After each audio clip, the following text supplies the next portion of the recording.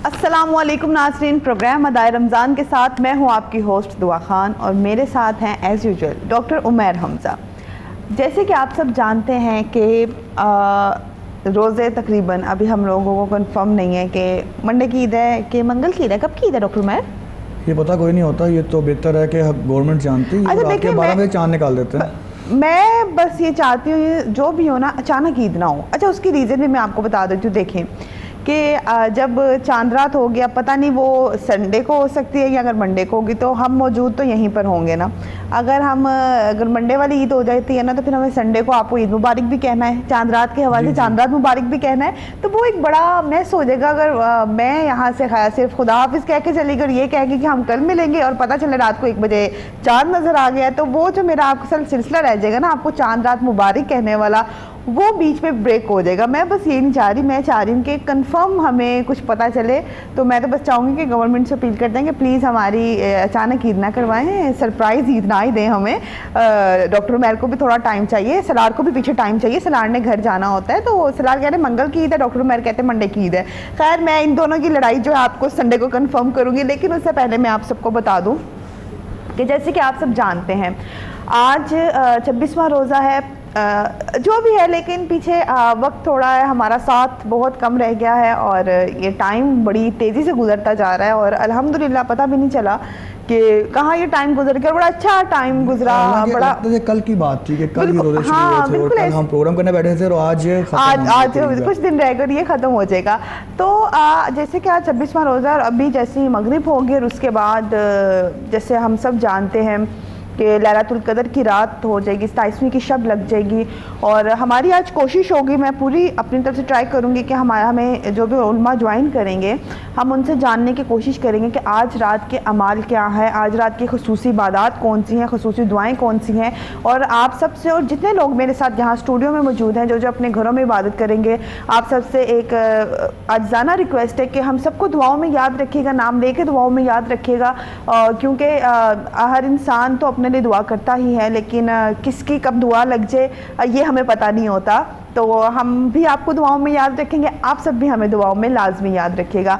और उससे पहले मैं आपको ये बता दूं कि आज हमने सोचा कि क्योंकि मगरिब के बाद लगेगी 27वीं की शब, तो हम फिर उस पर हमारे पास ढेरों बातें होंगी करने के लिए। तो मैंने सोचा क्यों ना हम आज जैसे कि बड़ी बेशक रमज़ान की सारी रातें ही बहुत मुक़द्दस थी, बहुत पाक रातें थी, बहुत इबादत वाली रातें हैं, लेकिन जो लैलतुल कदर है, जो शब कदर है, इसको कहा जाता है कि ये 1000 रातों से कई गुना बेहतर है। मैं आपको यहाँ पे कंसेप्ट क्लियर कर दूँ, लाजमी नहीं है कि 27वीं रात जो है वो लैलतुल कदर हो। यहाँ पे कुछ उलमा कराम जो है ना वो इस बात को एग्री करते हैं कि सूरतुल कदर जो है ना, हाँ वो पढ़े, तो वहाँ पे लैलतुल कदर आया है 3 दफ़ा और लैलतुल कदर जो जिसके लफ्ज़ हैं वो 9 हैं, तो इसलिए वो कहते हैं 9 को ज़रूर दें, 3 के साथ 27 बनता है। अच्छा, इस पर कंफर्म नहीं है ये। मैं आपको बताती हूँ जो एक्चुअल मैं भी यही बात करने वाली थी कि बुखारी की हदीस है कि रमज़ान के आखिरी जो 10 दिन होते हैं ना, उसके अंदर शब कदर को तलाश करो। तो हमें कंफर्म ये बिल्कुल भी नहीं है कि लाइक कौन सी है, 21वीं है, 22वीं है, 23वीं है। 23वीं भी कहा जाता है, 23वीं को भी लैलतुल कदर कहा जाता है और 27वीं को भी कहा जाता है। लेकिन खैर जो भी है, 10वीं में, इन 10 रातों में जो भी हो, जो भी एक सिलसिला चल रहा है, बेशक हर नेकी का रमज़ान में सवाब 70 गुना ज़्यादा है।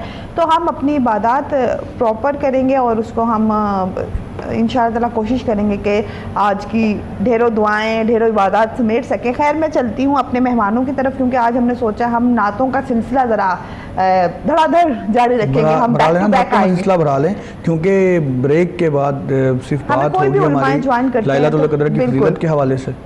तो हमारे साथ मौजूद है मोहम्मद नईम मदनी। अस्सलाम वालेकुम जी। उन्हीं के साथ हमारे साथ मौजूद हैं मोहम्मद उमर। अस्सलाम वालेकुम जी। एंड एज़ यूजुअल हमें डेली ही ऑलमोस्ट ज्वाइन कर रहे हैं मोहम्मद नबील कादरी। अस्सलाम वालेकुम। तो अपने टॉपिक को लेकर चलेंगे, अपनी गुफ्तगू को मज़ीद बढ़ाएंगे। कुछ मैं और डॉक्टर साहब भी आज इनसे भी पूछेंगे कि ये अपने इनके रोज़े भी कैसे गुजरे। लेकिन उस सबसे पहले मैं एक नात शामिल करूँगी या कोई भी कलाम या हम जो भी नबील हमें सुनाना चाहे, उसके बाद फिर वापस आते हैं कोई हल्की फुल्की गुफ्तगू के ऊपर।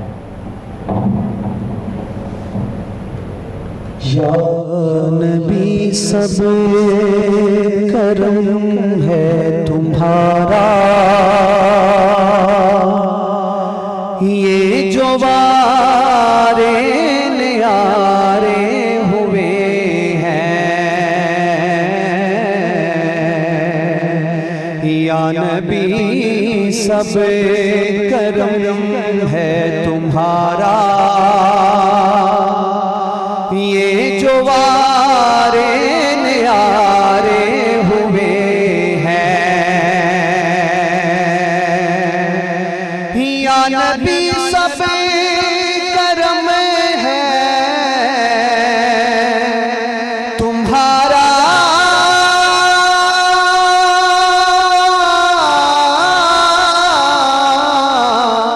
ये जो वारे न्यारे हुए हैं, ये जो वारे न्यारे हुए हैं, अब कमी का तसव्वुर भी कैसा, जब से मंगते तुम्हारे हुए हैं, अब कमी का तसव्वुर भी कैसा, जब से मंगते तुम्हारे हुए हैं, और कोई मुँह ना लगाता था हमको,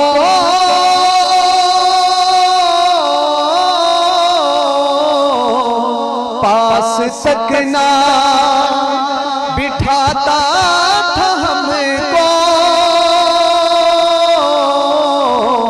पास तक ना बिठाता था हमको, जब से थामा है दामन तुम्हारा, जब से थामा है दामन तुम्हारा, दुनिया वाले हमारे हुए हैं, जब से थामा है थामा, जब से थामा है दामन तुम्हारा, दुनिया वाले हमारे हुए हैं,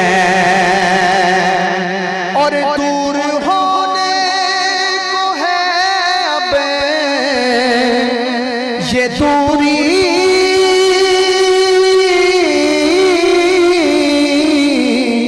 उनकी चौखटे पे होगी हुजूरी, उनकी चौखटे पे होगी हुजूरी, ख्वाब में मुझको आका के दर से हाज़री के इशारे हुए हैं, ख्वाब में मुझको आका के दर से हाज़री के इशारे हुए हैं, और उनके दरबार से जब भी मैंने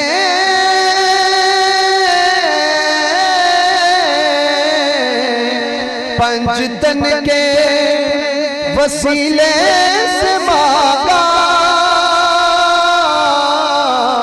पंजतन के वसीले से मांगा, मुझको खैरात फौरन मिली है, खूब मेरे गुजारे हुए हैं, मुझको खैरात फौरन मिली है, खूब मेरे गुजारे हुए हैं।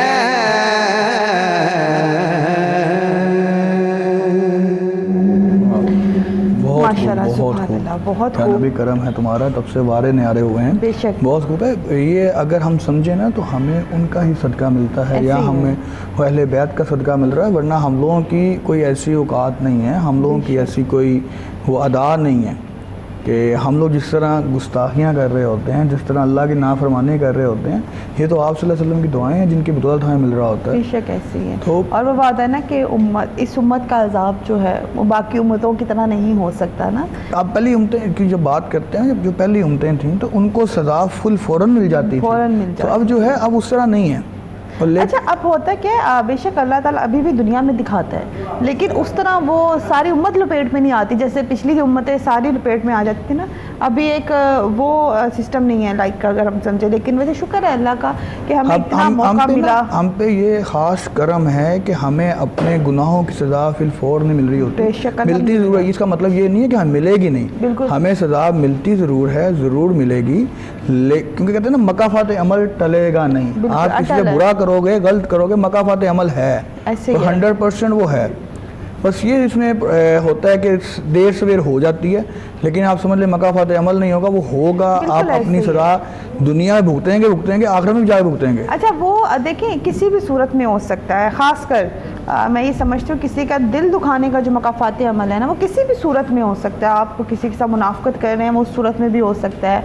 आप किसी की बैड बाइटिंग कर रहे हैं, उस सूरत में भी हो सकता है। तो जो मकाफात अमल है ये आपके ऊपर पलट कर आता है। और होता क्या है कि मैं ये समझती हूँ कि ये एक बड़ी अच्छी बात है कि कई चेहरे खुल के सामने आ जाते हैं आपके, वो बहुत बेहतर होता है। बिल्कुल ऐसी है। एक तो जब भी कभी हो ना, अगर एक बंदे की आपको पता है कि इसकी, मैं उसमें पढ़ रहा था कि ये बंदा मुनाफिक है या ये बंदा ठीक नहीं है, इसका किरदार ठीक नहीं है, तो वो भी अल्लाह की एक रहमत होती है कि आपके साथ वो सही चल रहा है और उसका जो सही चेहरा उसके सामने नहीं आ रहा। और अगर बात कंफर्म भी हो जाती है, पता चल जाता है, तो वो भी अल्लाह की रहमत है कि आपको अल्लाह ने कोई बड़े नुकसान से बचा लिया होता है। बिल्कुल ऐसी है, आपको पता लग जाता है कि लोगों का कि क्या है क्या नहीं है। इसलिए बेस्ट ये है कि इंसान को वैसे अलर्ट रहना चाहिए अपने इर्द गिर्द वाले लोगों से। बड़ी चीज़ों को हमें मैनेज रखना पड़ता है, लेकिन जो प्रॉब्लम यहाँ पे आ रही है ना आजकल इधर दुनिया के अंदर, तो उसमें सबसे बड़ी प्रॉब्लम यह है कि हम लोग मुनाफिकत कर रहे हैं, हम लोग समझते नहीं हैं, हम लोग समझ रहे हैं आम सी चीज़ है। और बेसिकली आप सबको उठा के देखें, 90 से 99%, 90 to 99% लोग जो हैं वो मुनाफिकत कर रहे हैं, उनको पता ही नहीं होता। वो सिर्फ समझ रहे होते हैं कि मुनाफिक एक आम सी चीज़ है। अगर उसकी डेफिनेशन की जाए तो उसमें सबको खड़ा किया जाए, सब पूरे उतरेंगे उसी डेफिनेशन पे। बिल्कुल ऐसे ही है। खैर ये टॉपिक तो हमारा चलता रहेगा। हमें अभी ज्वाइन किया है नवाज साहब ने। नवाज साहब अल मुस्तफ़ा आई ट्रस्ट है। अस्सलाम वालेकुम जी। वालेकुम सलाम। कैसे हैं आप? खैरियत से? अल्लाह का फजल। अच्छा जनाब, मुझे ये बताइएगा कि जो अल मुस्तफ़ा आई ट्रस्ट है, इसकी बुनियाद जब पड़ी और क्या सोचा, और अभी तक अल मुस्तफ़ा आई ट्रस्ट कहाँ पे स्टैंड करता है? बिस्मिल्लाहिर्रहमानिर्रहीम। सबसे पहले तो आपका शुक्रिया कि आपने एक बहुत नोबल काज की यहाँ नुमाइंदगी का मुझे मौका दिया। अल मुस्तफ़ा आई हॉस्पिटल ये लाहौर में बहुत प्राइम लोकेशन पे, मजंग रोड पे, इंटरमीडिएट बोर्ड के बिल्कुल साथ, ब्रिटिश काउंसिल के बिल्कुल पड़ोस में ये बनाया गया है।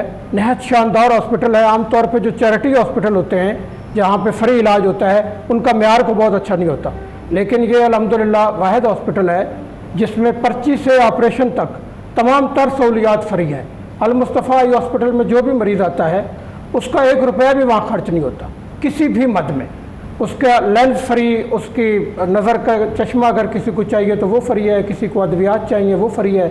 और आपको सुनकर हैरत होगी कि सिर्फ 1 साल में इस अल मुस्तफ़ा आई हॉस्पिटल में 4000 लोगों के मुफ्त ऑपरेशन किए गए, जिनका 1 रुपया खर्च नहीं हुआ। और हमारा ऐलान है कि किसी सिफारिश की ज़रूरत नहीं है, किसी हवाले की ज़रूरत नहीं है। पूरे पाकिस्तान में किसी को आँख का कोई मसला है, इलाज मुआवजा चाहता है, दवाएं चाहता है, नज़र का चश्मा लगवाना चाहता है या ऑपरेशन करवाना चाहता है जो बहुत कॉस्टली है, बहुत मार्केट में कोई वही ऑपरेशन करवाया तो उसका कम से कम 40-50 हज़ार रुपये खर्च हो जाता है। लेकिन वहाँ लेज़र तो 1-1 लाख तक, लेज़र तो खैर बहुत ही महंगा है। ऐसे ही है। मैं सफ़ेद मोतिया का जो सिंपल ऑपरेशन है उसकी बात कर रहा हूँ। तो लेज़र वगैरह भी करते हैं आप लोग? जी, लेज़र वगैरह भी करते हैं? जी, लेज़र से ही होता है ऑपरेशन। और अहम बात यह है कि हमारे जो सर्जन हैं उनका नाम है प्रोफेसर डॉक्टर नासिर चौधरी। ये न्यू हॉस्पिटल के आई यूनिट के हेड हैं। और केई मेडिकल यूनिवर्सिटी के भी हेड ऑफ डिपार्टमेंट हैं। ये बताने का मतलब ये है कि हमने किसी भी सतह पे म्यार पे कंप्रोमाइज़ नहीं किया। हमारे सर्जन भी इंतहाई सीनियर मोस्ट हैं। जो हमारा ऑपरेशन थिएटर है उसके अंदर जो मशीनें लगाई गई हैं वो इंतहाई लेटेस्ट हैं, बाहर से स्विट्ज़रलैंड से उनको मंगवाया गया है, और स्टेट ऑफ आर्ट हमारा ऑपरेशन थिएटर है।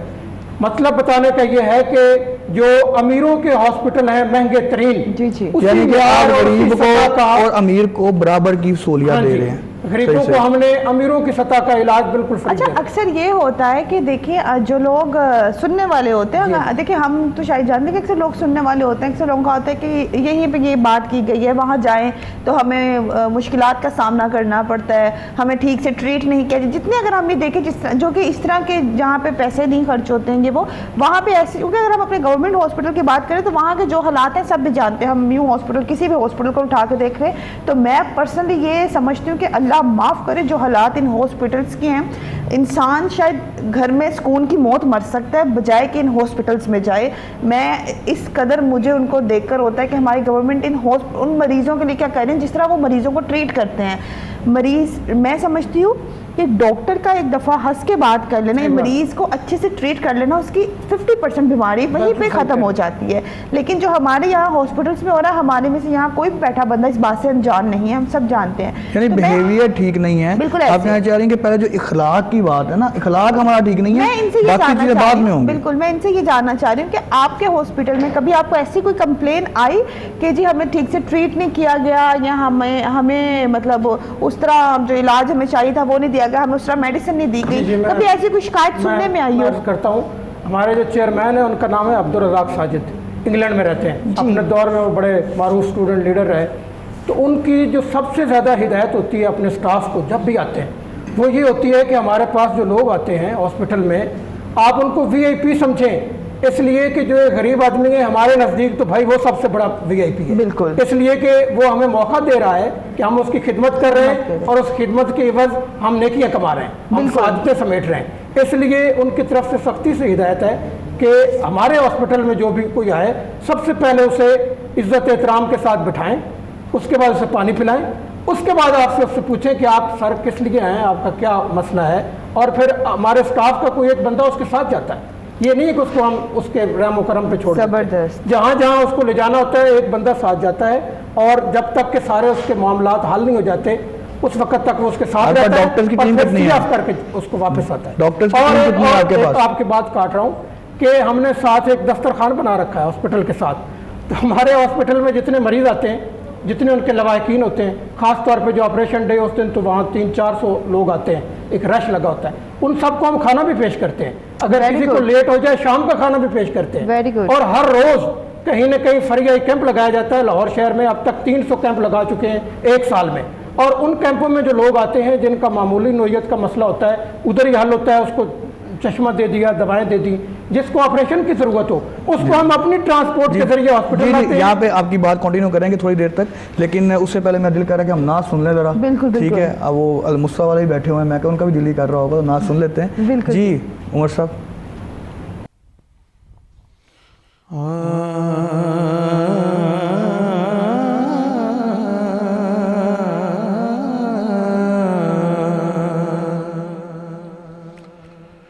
कोई सदी का है आरज़ू का, कोई सदी का है आरज़ू का, न बंदगी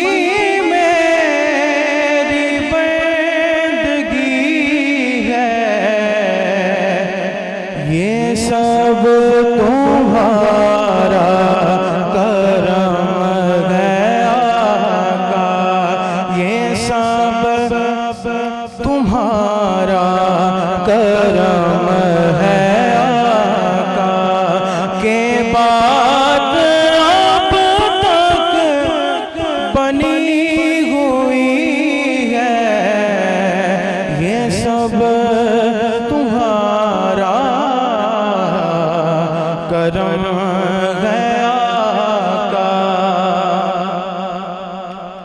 किसी का एहसान क्यों उठाए, किसी को हालात क्यों बताएं, किसी का एहसान क्यों उठाए, किसी को हालात क्यों बताएं,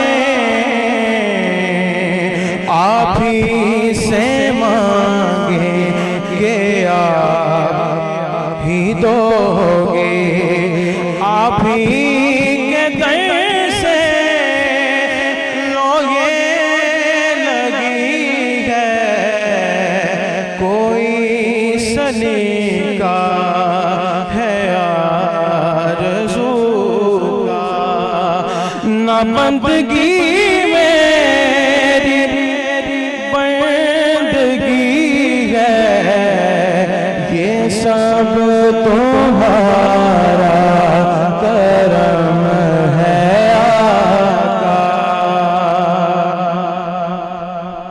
तजल्लियों के कफील तुम हो, मुराद क़ल्बे खलील तुम हो, तजल्लियों के खलील तुम हो, मुराद क़ल्बे खलील तुम हो, खुदा की रोशन दलील तुम हो, ये सब तुम्हारी ही रोशनी है, कोई सलीका है आरज़ू का। अता किया मुझको दर्द उल्फत, कहाँ थी ये पुरखता की किस्मत, अता किया मुझको दर्द उल्फत, कहाँ थी इस फुरखता की किस्मत, मैं इस करम के कहा था काबिल, मैं इस करम के कहा था काबिल, मैं इस करम के कहा था काबिल, मैं इस करम के कहा था काबिल, हुजूर की बरी है, ये सब तुम्हारा करम है आका, के बात अब तक बनी हुई है। माशाल्लाह, बहुत खूब, ये सब तुम्हारा करम है आका के बाद अब तक बनी हुई है। जी नाज़रीन, यहाँ पे वक्त हुआ है एक ब्रेक का, देखते रहिए प्रोग्राम अदाए रमज़ान। मिलते हैं एक शॉर्ट ब्रेक के बाद।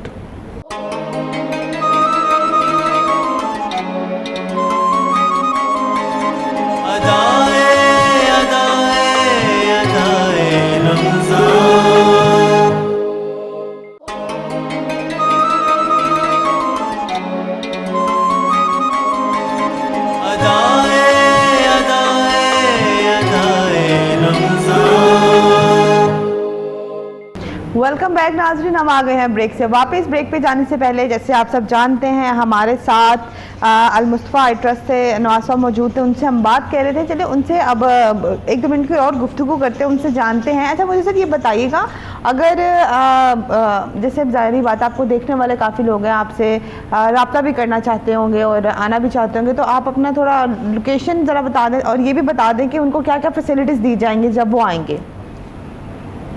लोकेशन तो बहुत आसान है, ये गंगाराम हॉस्पिटल के चौक से जो रोड लॉरेंस गार्डन की तरफ जा रहा है, जी। इंटरमीडिएट बोर्ड बहुत एक मशहूर जगह है, उसके बिल्कुल साथ है अल मुस्तफ़ा। ठीक हो गया।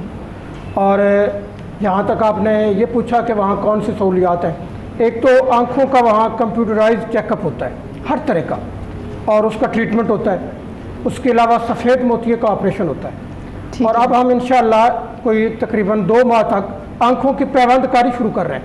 यानी एक आँख जो अगर कोई डोनेट करता है मरने के बाद कि मेरी आँख को लेके महफूज करके किसी और को दे दें। पाकिस्तान में अभी इतना रिवाज नहीं है, श्रीलंका में बहुत ज़्यादा है। वहाँ की एक NGO से हमारा MOU साइन हो गया है, इंशाल्लाह उनके ताउन से हम वहाँ से आँखें मंगवाएंगे और यहाँ पैबंदकारी करेंगे।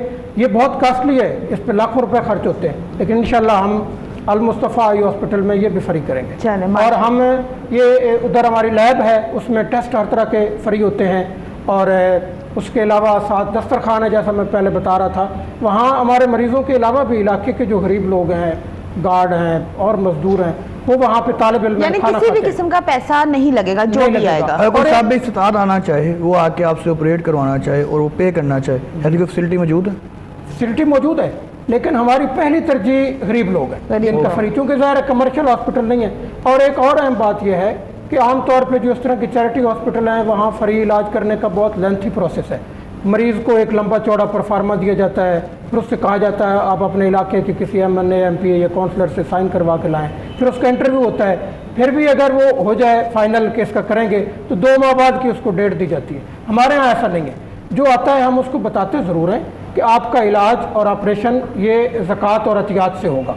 तो अगर आप अपने आप को मुस्तहक समझते हैं तो हम कर देते हैं, वरना अगर आप मुस्तहक नहीं है तो हरगिज़ न करवाएं, क्योंकि बहुत गुनाह है ये किसी और का हक मारा जाए। वो कहे मेरा कर दें, उसके बाद अगला उससे सवाल नहीं होता, जरा नहीं होती, उसके साथ बहस नहीं होती, उसकी इज़्ज़त नफ्स मजरूर नहीं की जाती, उसके परफार्मा फिल नहीं करवाया जाता और किसी सिफारिश किसी वास्ते की कोई ज़रूरत नहीं होती।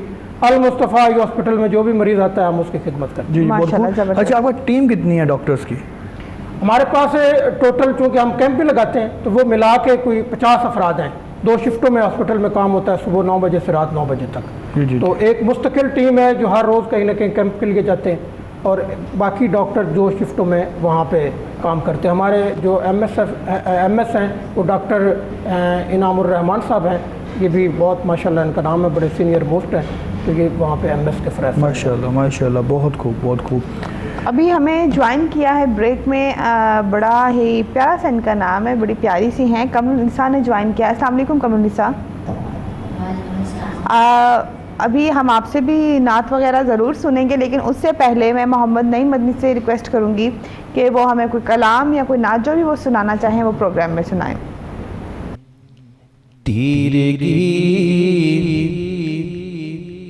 में उजाला हमारा नबी,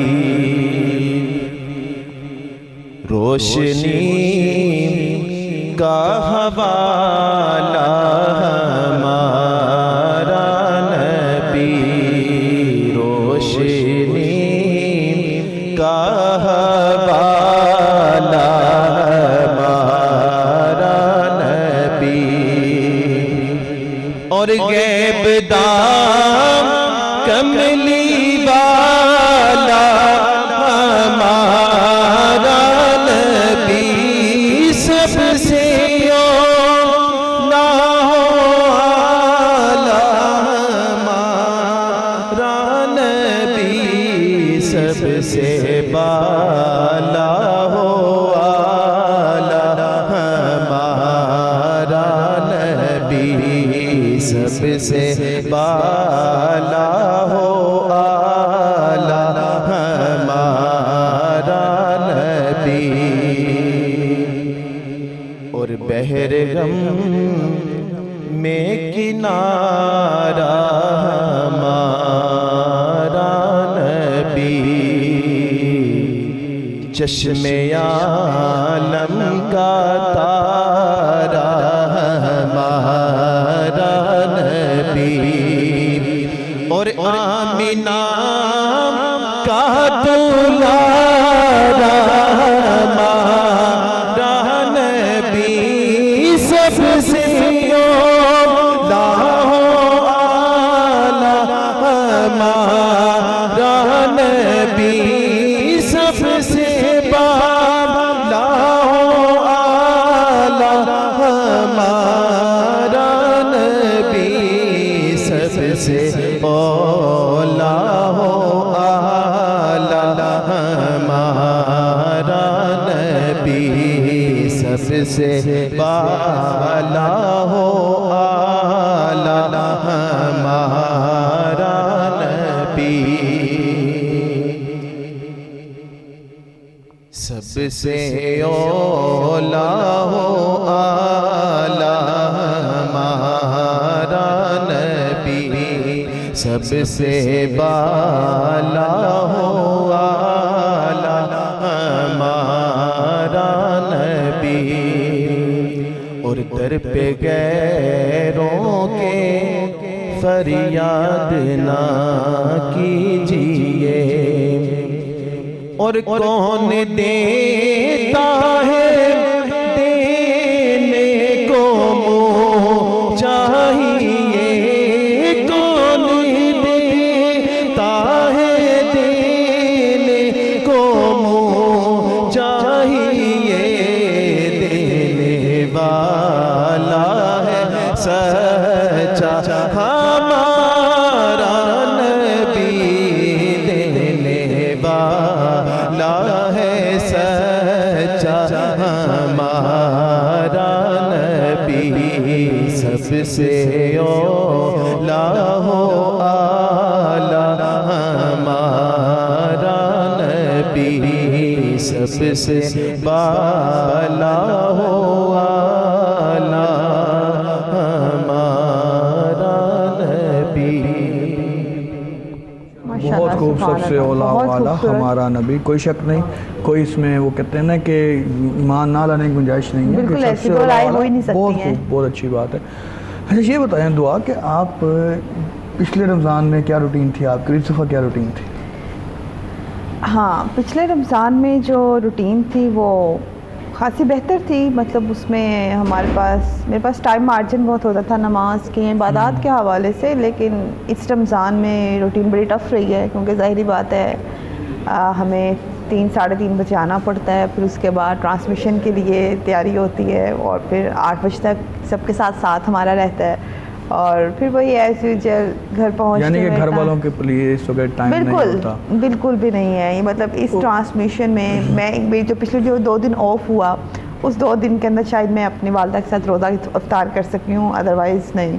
तो माशाल्लाह आपकी तो क्या ही बात है, आपने तो 2 दिन गुंजाइश ले ली ना, छुट्टी ले ली है, छुट्टी कर ली, तो हमें तो छुट्टी मिली नहीं है ना, वो कहते हैं ना मकबूश के दस्तूर ही नहीं तो छुट्टी नहीं मिली, सबक याद किया, जो टाइम पे आता रहा उसको छुट्टी नहीं मिली। हालांकि मुझे ये था कि लाइक आप शायद इस दफ़ा इत्तिकाफ़ पे बैठ जाएंगे, और 21वें रमज़ान से मुझे लग रहा था मैं अकेली, क्योंकि आपकी मुझे तैयारी बड़ी लगती थी, पर आप बैठे नहीं इत्तिकाफ़ पे, क्या वजह आई वैसे?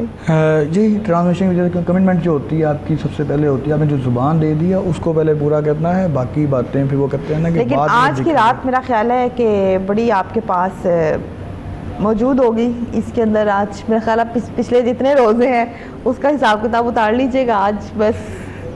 नहीं, बेसिकली बात ये होती है कि बाज़ लोग समझते हैं कि हम एक ही दिन की इबादत करके तो हम अपने पिछले गुनाहों को माफ़ करवा लेंगे, अपने वो क्या कहते हैं ना कि ठेका कर लिया हम लोगों ने, तो वो इस तरह नहीं होता कि आप माफ़ी तब होती है आपको कि जब आप सच्चे दिल से तौबा करते हैं और ये अहद करते हैं कि आगे हम वो ऐसे काम नहीं करेंगे। बिल्कुल, अगर आपने तौबा करके एक अल्लाह से अहद कर लिया है और उसके बाद आप आगे की तरफ जाएं अपनी लाइफ के अंदर और फिर वही काम करें, तो फिर उसकी माफ़ी कोई नहीं है और दोबारा कभी मिलेगी भी नहीं, क्योंकि हम धोखा दे रहे हैं।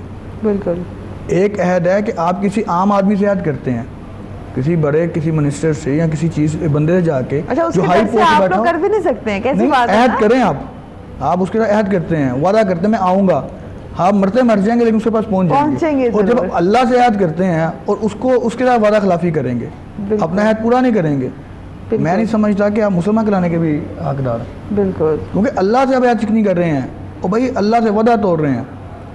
ये चीज़ें सिर्फ हम लोग अपने जहन में चीज़ें बनाई हुई हैं कि जिस तरह अक्सर मेरे एक दो दोस्त थे, खैर अब तो वो माशाल्लाह बाहर चले गए हुए हैं, वो ये कहते होते थे रमज़ान आ रहा है उन्होंने अल्लाह को माफ़ी मांग लांगे उनको ये बात समझाता होता था कि नहीं, इस तरह नहीं होगा जब तक आप अल्लाह ने उस को टाइम ही ना दिया हो, आपको उतना टाइम ही ना हो। बिल्कुल ऐसे ही है। ये नहीं कि रमज़ान दोबारा नहीं आएगा, रमज़ान आएगा, त्यौहार आएगा, ये सब चीज़ें चलती रहेंगी, लेकिन बस होता ये है कि इंसानी ज़िंदगी का एतबार नहीं है ना, कब तक है कब तक हम नहीं हैं।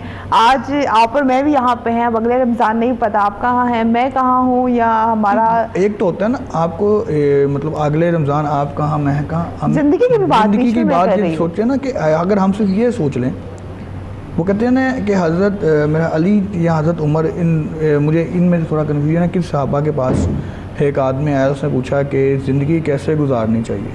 उन्होंने कहा ज़िंदगी का हर लम्हा हर दिन आखिरी समझ के गुजारो। बिल्कुल। उन्होंने कहा आखिरी मुझे तो नहीं पता मैं दिन आखिरी कौन सा है, तो यही चीज़ समझ लो। बिल्कुल ऐसे समझो कि अगला लम्हा तुम्हारे पास है भी कि नहीं, यहाँ बैठे बैठे बिल्कुल आपकी डेथ हो जाती है। कितने लोग देखे हैं आपने, एक नात खान थे, वो नात पढ़ रहे थे और नात पढ़ते पढ़ते उनको हार्ट अटैक हुआ, वहीं उनकी ऑन द स्पॉट डेथ हुई। बिल्कुल ऐसे है, यानी कि आपको नहीं पता कि आप जो काम कर रहे हैं अच्छा, वो वैसे आप ये बात कर रहे हैं, मतलब अच्छा नाथ को हमारे डर ही ना जाए, कई ऐसे एंकर्स भी हैं डॉक्टर उमैर जो लाइव ट्रांसमिशन करते करते उनकी भी डेथ हो गई थी, तो बड़े मामलात हो जाते हैं। लेकिन खैर हमारी बातें तो चलती रहेगी, ये एक हमारी गुफ्तगू होती है। मैं बस ये चाह रही थी कि आज क्योंकि टाइम जिस तरह शॉर्ट है तो हमारे लिए पिछले रिवाइज करना भी बड़ा ज़रूरी है, कुछ बातें भी बड़ी ज़रूरी हैं कि चलेंगी। लेकिन मैं कमरुल निसा से कहूँगी कि कोई कलाम, कोई नात, जो भी आप कमरुल निसा सुनाना चाहें। ये कलाम मेरे वालिद ने लिखा है।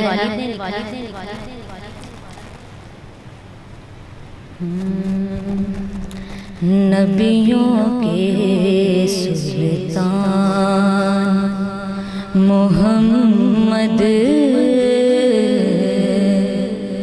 नबियों के सुल्तान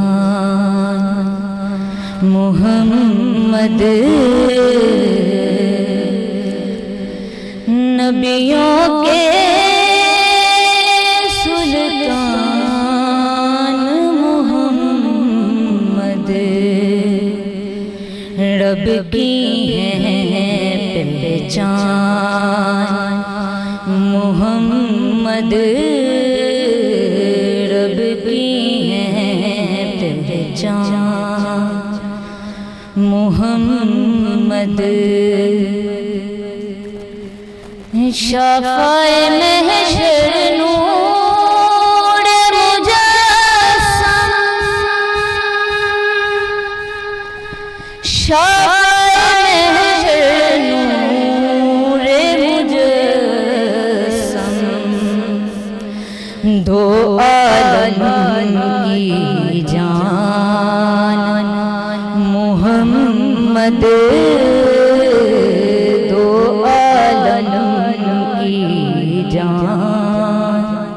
मोहम्मद,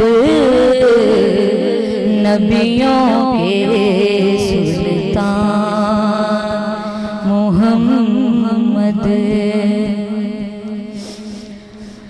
अल्लाह का पैगाम सुनाने,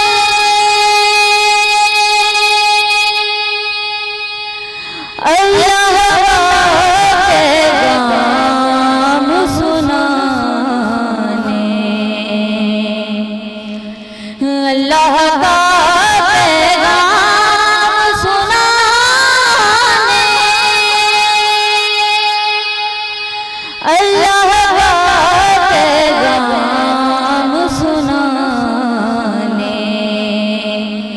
ले आए कुरान मोहम्मद,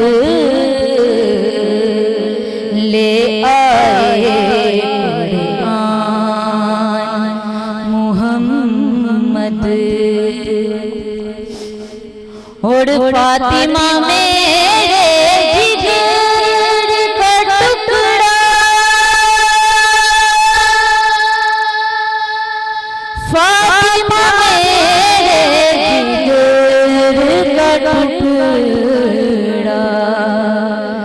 ये करते हैं ऐलान मोहम्मद करते हैं ऐलान मोहम्मद और जिनसे है सरदार को निस्बत जिनसे है सरदार को निस्बत वो है मस्त दीवान मोहम्मद वो है मस्त दीवान मोहम्मद नबियों के सुल्तान मोहम्मद नबियों के सुल्तान मोहम्मद रब की है पहचान मोहम्मद रब की है पहचान मोहम्मद। बहुत माशाल्लाह, जितना प्यारा आपका नाम है उतनी ही प्यारी आपकी आवाज़ है और उतनी ही खूबसूरती से आपके वालिद साहब ने इसको लिखा है। तो वैसे बड़ा यूनिक था। अच्छा, मुझे बताइएगा मुस्तफ़ा साहब, मतलब मुस्तफ़ा तो खैर नवाज़ साहब, मुस्तफ़ा तो हॉस्पिटल का ट्रस्ट का नाम है आपके। अच्छा, मुझे ये बताएं कि आपके पास जैसे हर हॉस्पिटल में स्पेशलिटी होती है कि ये काम तो हमारे वहाँ पे मतलब फ़ौरन हो जाता है, तो सबसे पहले जो लिस्ट में नंबर 1 पे आता है वो कौन कौन से इलाज हैं जो फ़ौरन हो जाते हैं? आई चेकअप तो हो गया ना, ग्लासेस तो लग गई, मेडिकेशन तो हो गई, अब जो मेजर इलाज आ जाते हैं उनमें क्या क्या है? इलाज हर तरह का हो जाता है। और दूसरी अहम बात ये कि अगर कोई ऐसा पेचीदा मामला हो जो हम ये समझें कि इसकी यहाँ ट्रीटमेंट मुमकिन नहीं है, तो उसके लिए हमारे बहुत सारे हॉस्पिटल्स के साथ कांटेक्ट है, उनके साथ हमारे MOU है, हम उनको वहाँ रेफ़र कर देते हैं। क्योंकि हमें एक एज हासिल है कि जो म्यू हॉस्पिटल के आंखों के शोबे के सरबराह हैं वो हमारे पास सर्जन हैं, तो उनकी भी हमें सपोर्ट हासिल रहती है। हम म्यू हॉस्पिटल बहुत सारे मरीजों को भेज देते हैं अगर वहाँ ना हो सके तो। यानी कि अगर इनके ट्रस्ट में आपका कोई इलाज नहीं हो सकता, इनके हॉस्पिटल में वो उस तरह से इलाज नहीं हो पा रहा, ये डॉक्टर नहीं है या कोई मशीन ऐसी नहीं है, तो ये लोग आपको दूसरे हॉस्पिटल में रेफ़र भी कर सकते हैं और ये मैं समझती हूँ बड़ा अच्छा स्टेप है। तो जी नाजरीन, यहाँ पे वक्त हुआ एक छोटे से ब्रेक का। ब्रेक के बाद मिलते हैं, देखते रहिएगा प्रोग्राम अदाए रमज़ान।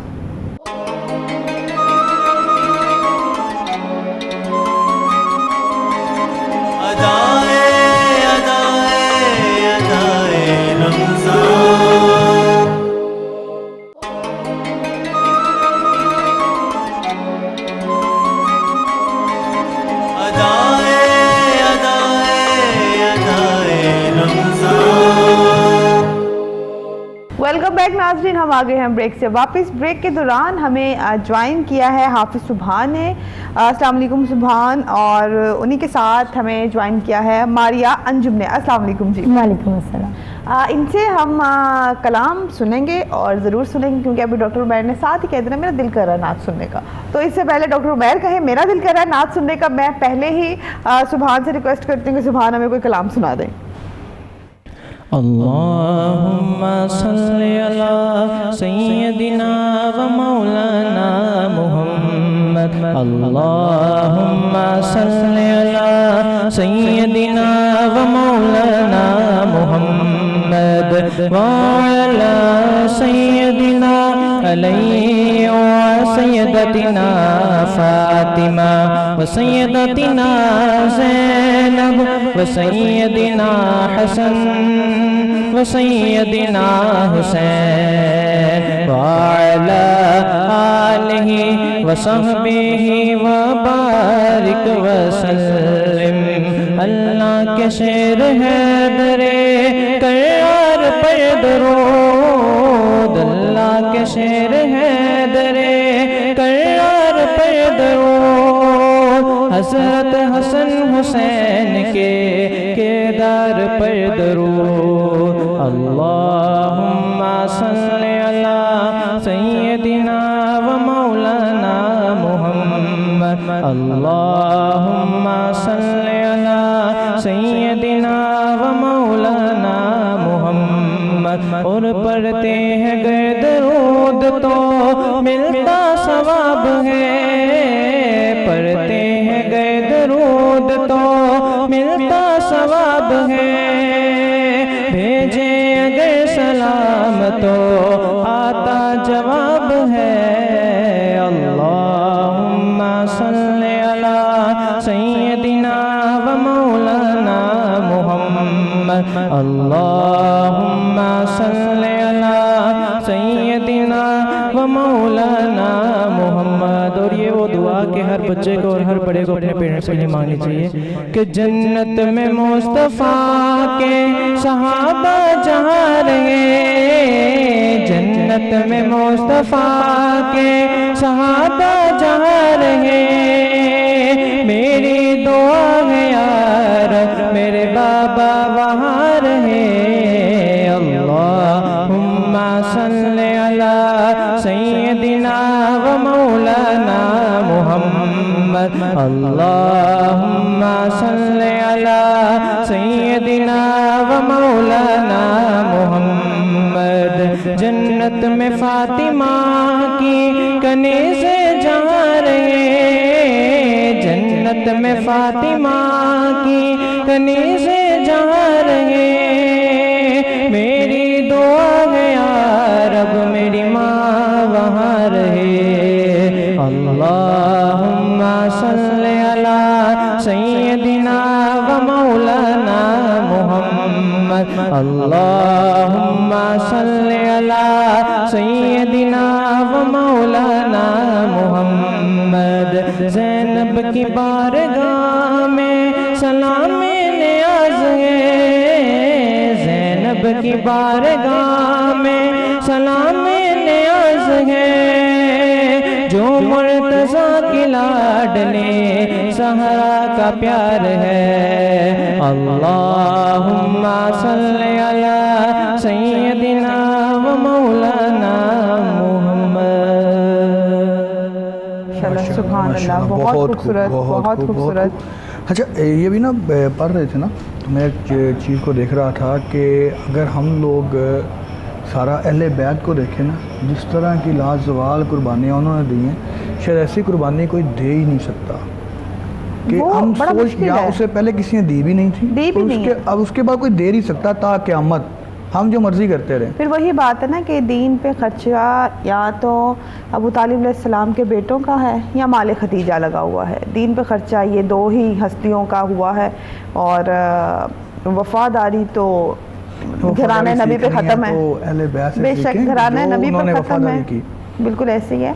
और अगर हम लोग ये चीज़ सोचें भी कि अगर हम लोग इस्लाम की हिस्ट्री भी अगर उठाएं तो ना ऐसी कुर्बानियाँ कहीं हुई हैं। और अच्छा, हम लोगों का अक्सर लोगों का ये थिंकिंग है, लोग अक्सर नहीं भी जानते हैं कि शायद जो कुर्बानियाँ थी इमाम हुसैन अलैहिस्सलाम तक ख़त्म हो गई थी। हालांकि ऐसा नहीं है, क्योंकि मासूमीन जो हैं, 12 इमाम जो हैं, जैसे कि इमाम ज़माना अलैहिस्सलाम का तो ज़हूर होना है, लेकिन कुर्बानियाँ जो हैं हमारे 11वें इमाम तक ने दी हैं। इमाम ज़ैनुल आबिदीन अलैहिस्सलाम ने अपनी जगह दी है, इमाम मौला बाक़िर अलैहिस्सलाम की हुई हैं, इमाम मूसा काज़िम ने कैद काटी है। जो कुर्बानी इमाम हुसैन ने एंड पे दी थी, उसके बाद वो उस लेवल की कुर्बानी थी कि उसके उस लेवल पे कुर्बानी को जा नहीं सकती। उसके बाद जो हमेशा पहली चीज़ होती है ना, जो फर्स्ट चीज़, अब देखिए ना कि बच्चा फर्स्ट आता है किसी स्कूल में भी, तो उसे क्या कहते हैं कि हर बंदा जान रहा होता है, बच्चा जान रहा होता है। तो बात ये ऐसी है, इस्लाम की सबसे बड़ी कुर्बानी इमाम हुसैन अलैहिस्सलाम के, लेकिन उसके बाद भी बताने का मकसद ये है कि लोग नहीं जानते हैं, लोगों को पता नहीं है, लोगों मुतालिया नहीं करते ना, हमें पता नहीं है कि शायद कुर्बानियाँ इमाम हुसैन अलैहिस्सलाम तक ख़त्म हो गई थी। जैसे कि मैंने उस दिन भी कहा था, बेशक इमाम अली अलैहिस्सलाम का जो मौला की जो शहादत है वो करबला का आगाज़ था। उनके पहली शहादत इमाम अली अलैहिस्सलाम की, अब उसके बाद मुस्लिम बिन अकील की शहादत आ जाएगी, तो ये करबला से दूसरी शहादत है जो इमाम अली अलैहिस्सलाम अलैहिस्सलाम के बाद हुई है और करबला से पहली शहादत ये आती है। तो ये 2 शहादतें वो हैं जो कि करबला का स्टार्ट हो चुका था। और करबला के बाद अगर हम ये सोचें कि इमाम हुसैन अलैहिस्सलाम की कुर्बानियों के बाद शायद कुर्बानियाँ ख़त्म हो गई थी, और अक्सर लोगों का कॉन्सेप्ट है कि 10 मुहर्रम तक का होता है और ये होता है, हालांकि ऐसे नहीं है, क्योंकि असल करबला और असल चीज़ तो 10 मुहर्रम के बाद शुरू हुई थी, जब कैदें हुई हैं, जब दरबार यजीद में पाक बीबियों का जाना हुआ, उसके बाद मासूमीन की इमामों की शहादतें हुई हैं, फिर इमाम बाक़िर अलैहिस्सलाम ने अपने वक्त की जब इमामत की है, उनके ऊपर हर अहले बैत। हमारी प्रॉब्लम जो बेसिकली पता है क्या है, हम लोग जो बात सुन लेते हैं ना उस पे मन्नो तस्लीम कर लेते हैं। नहीं, हम हमें लोगों करनी का चाहिए। अपना नहीं देखिए, बात मैं सुन लें, ये जो बातें आप कह रही हैं ना, हमें जिसने बताया यहाँ तक बताया, उसे आए क्या वाक़या तुम्हें, वो बंदा वही पढ़ेगा, वही जानेगा, जिसकी क्यूरियोसिटी होगी, जिसे जानने का वो कहते हैं ना कि जज्बा जिसके अंदर होगा, बिल्कुल वही जाएगा ना। बिल्कुल एक चीज बता दी गई है कि इसके ऊपर कुछ नहीं है, कुछ नहीं है, बिल्कुल ऐसी है। जारी बात है, ऊपर कुछ ना कुछ तो होगा, बिल्कुल ऐसी क्यूरियोसिटी तो है, बिल्कुल तो वो वही बंदा जानेगा जिसके अंदर शौक होगा, बिल्कुल ऐसे जज्बा होगा, तो वो उसको स्टडी करेगा, मुतालिया करेगा। फिर मिसाल हम जैसे अब यहाँ बैठे हैं, अगर देखने वाले समझे अच्छा बस ये हम यहाँ पे मौजूद हैं, जब हम प्रोग्राम वाइंड अप करेंगे तो उसके बाद हम झट से गायब हो जाएंगे, तो कहानी खत्म होगी। हालांकि ऐसे नहीं है, इसके पीछे भी एक पूरा प्रोसेस होता है, यहाँ से आने से लेकर एक घर तक पहुँचने तक एक प्रॉपर एक टाइम टेकिंग है और एक प्रॉपर एक प्रोसेस होता है। इसी तरह हम लोग की थिंकिंग शायद ये है कि जी अहले बैत की कुर्बानियाँ करबला में ख़त्म होंगी, तो ऐसा बिल्कुल नहीं है। इमाम मूसा काज़िम अलैहिस्सलाम ने 8 साल कैद काटी है, तो ये बड़ी एक लंबी कहानी है। खैर ये जो एक सिलसिला कार चलता रहा है। अगर हम अब बात करें आज की शब के हवाले से भी, तो आज की शब ऑलमोस्ट तकरीबन मगरिब जैसी होगी, रोज़ा खुलेगा तो आज की शब स्टार्ट हो जाएगी, और फिर मैं वही बात करूँगी, पूरी कोशिश रहेगी कि हम अपनी जो भी है मौलाना आएंगे, उलमा आएंगे, उनसे हम आज के बारे में जानेंगे। पहले एक बात कर रहा है शुरू रोज़े से ना, कि अब हम रमज़ान को रमज़ान नहीं समझते, हमारे लिए इबादत रमज़ान के बिल्कुल एंड में चले गई हैं। हम पहले कमाते हैं, फिर खाते हैं, फिर इबादत देखते हैं। अब वो रमज़ान जो है ना, वो जो रमज़ान की पहले खुशियाँ होती थी, लोग एहतमाम करते थे, वो चीज़ नहीं है, अब सिर्फ उसे दिखावा है। बिल्कुल ऐसे, बिल्कुल सही बात है। खैर ये गुफ्तगू हमारी चलती रहेगी। अभी मैं प्रोग्राम में मारिया अंजुम के नात को शामिल करना चाहूँगी। मदीना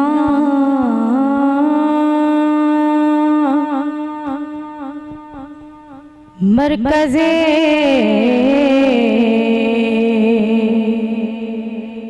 बहरो वफा है, मदीना मस्दरे जूदो सखा है, मदीना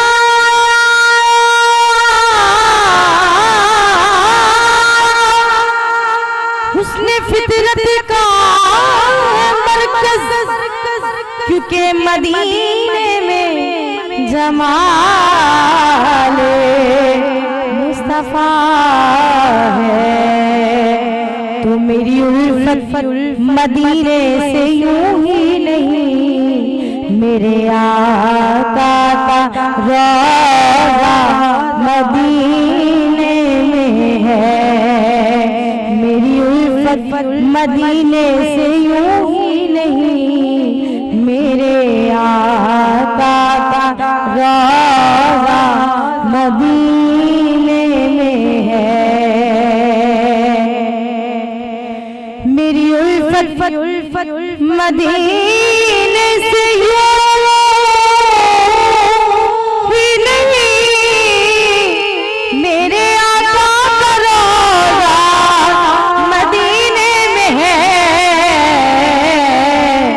मैं मदीने की जानिब ना कैसे खींचूं, मैं मदीने की जानिब ना कैसे खींचूं।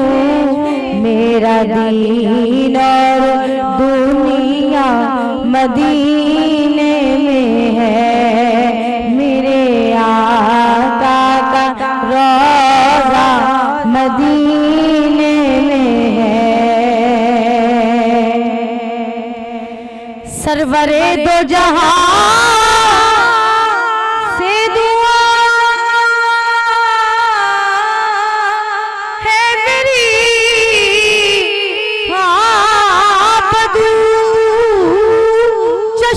तर इल्तिजा है मेरी, हाँ बदू चश्म तर इल्तिजा है मेरी। इनकी फहरिस्त में मेरा भी नाम हो, उनकी फहरिस्त में मेरा भी नाम हो, जिनका रोजाना जाना मदीने में है, मेरे आका का रोजा मदीने में है। जिन्हों वेख के ठर दिया अखियां ने, ते जिन्हों वेख के ठरदा सीनाए, जिन्हों वेख के ठर दिया अखियां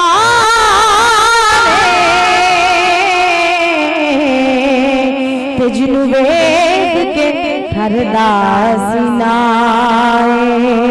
रब्बा तेरी सारी दुनिया चो बस इको ही शहर मदीना है, मेरे आका का रोजा मदीने में है। बड़ा हासिल कलाम शेर है कि वो मिल जाता है घर बैठे जो लिखा हो कदर का, वो मिल जाता है घर बैठे जो लिखा हो मुकद्दर का, जो किस्मत में ना लिखा हो वो मिलता है मदीने में, मेरे आका का रोजा मदीने में है। तारों को चमक नूर नगीने से मिली है, फूलों को महक उनके पसीने से मिली है। तारों को चमक नूर नगीने से मिली है, फूलों को महक उनके पसीने से मिली है। फैजान हमारे लिए सब कुछ है मदीना, क्योंकि हमको तो हर एक चीज मदीने से मिली है, मेरे आका का रोजा मदीने में है, मेरे आका का रोजा मदीने में है। मैं मदीने की जानिब ना कैसे खींचूं, मैं मदीने की जानिब ना कैसे खींचूं, मैं मदीने की जानिब ना कैसे खींचूं, मेरा दीन और दुनिया मदीने में है। फिर मुझे मौत का कोई खतरा ना हो, मौत क्या जिंदगी की भी परवाह ना हो, मौत क्या जिंदगी की भी परवाह ना हो। काश सरकार एक बार मुझसे कहें, काश सरकार एक बार मुझसे कहें, अब तेरा मरना जीना मदीने में है, अब तेरा मरना जीना मदीने में है, मेरे आका का रोजा मदीने में है। माशाल्लाह, बहुत खूबसूरत, बहुत खूब। बहुत खूबसूरत। जब ये नात पढ़ रहे हैं ना, मेरे जहन में ना एक ख्याल आ रहा था कि अक्सर हम लोग अब जब कहीं जाते हैं ना, उम्रा करने जाएं या मदीने पे जाएं, तो हम 100 बंदों को बता के जाते हैं। बिल्कुल, यानी कि हमने अपनी इबादत में दिखलावा और रियाकारी रख लिया है। वो एक मैं पोस्ट पढ़ रहा था और मुझे एक मैसेज भी आया था कि कभी ऐसा भी उम्रा करें कि जिसमें आप किसी को बताए बगैर जाएं और अपना सब कुछ ख़त्म करें, दुनिया से रब्ता ख़त्म करें और सिर्फ तब जाएं और जहाँ पे आप और अल्लाह, क्या नाम है, अच्छा मैं आपकी ये बात बिल्कुल मतलब ठीक है। अल्लाह डायरेक्ट बातें करते नहीं हैं। वो एक बात अलग है, लेकिन मैं ये समझती हूँ अगर आप लोग ऐसी जगहों पे जाते हैं तो ये नहीं कि आप किसी को दिखलावे के लिए बताएं, लेकिन बताना चाहिए। हर इंसान आपके साथ ढेरों दुआएं अपनी भेजता है कि हमारी दुआ भी कीजिएगा। अगर आप इस नियत से बताएं तो ये मेरा ख्याल है ज़्यादा देखिए, बेहतर है। अगर चीज़ नियतों का बता बात के हो- करवानी पड़े ना तो उसका मज़ा नहीं है। एक होता है कि इंसान के दिल से खुद दुआ निकलती है, वो बेहतर है कि यहाँ बता के किसी को कहें। अब यहाँ पे मेरा ख्याल है दो अलग-अलग राय आ जाएंगी, उनकी राय और है इस बारे में, मेरी और है। लेकिन खैर नाज़रीन, यहाँ पे हुआ एक ब्रेक का वक्त। एज यूजुअल ये ब्रेक हमारी आप जानते हैं इफ्तार के बाद अब आपसे मुलाकात होगी। तब तक देखते रहिएगा प्रोग्राम अदाए रमज़ान।